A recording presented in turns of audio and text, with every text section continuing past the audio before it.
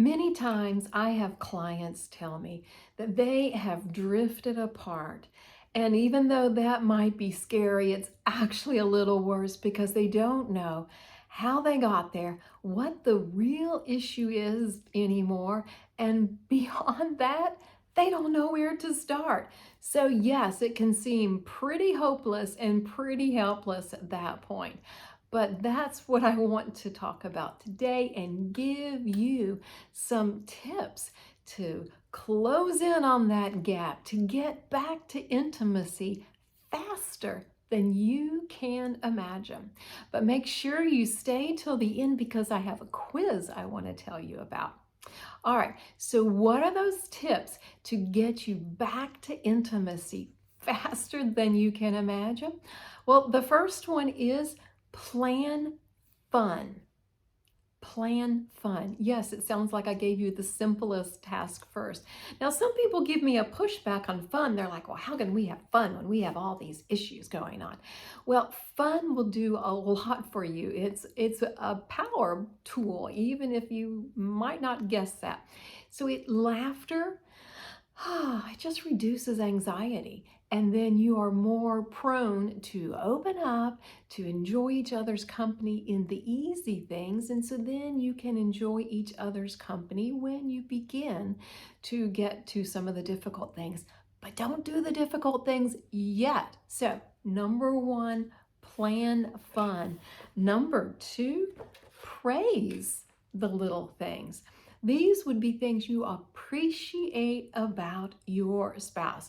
Now, some people get mad and like, well, why do I have to tell him things that I like when he should be telling me, Is your goal to improve your intimacy? Then it's okay to appreciate some things. Everybody feels better. They feel warmer, closer, more loving when they are appreciated. When you notice the little things that your spouse does that's meaningful, that makes a difference, tell them. Especially when there is some distance in the relationship. It's simple. You can see it, you can say it, they will hear it. Huge change, I promise. So we have plan fun and we have praise, the little things that you see. And then what is my third tip for you to get you back to intimacy faster than you imagine? Ask questions. These aren't just any questions, these are personal questions, and these are questions that invite your spouse to open up. They are actually communicating, I want to know you. I want to know all of you. You are important to me. And the things that you think about matter to me. The things that happened when you were a kid, maybe you had a favorite coach or teacher that just saw a lot of potential in your life.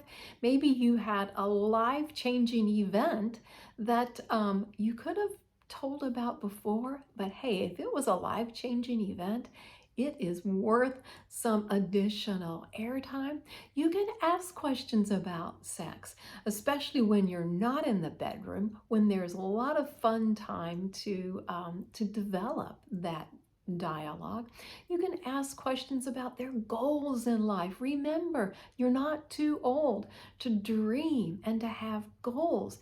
And before you know it, the closeness will grow and you will feel ready to be more intimate physically, spiritually, mentally, socially, every way possible.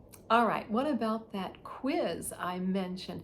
So after you put these tips into practice, you may be like, but how's our intimacy really like compared to healthy standards? So I have a quiz I would love for you to take. It's called Rate Your Intimacy Quiz. And when you take it, you will not only get a reading for where you are right now, you will also get steps that you can do to increase it. And you can measure up how you're doing. Isn't that great?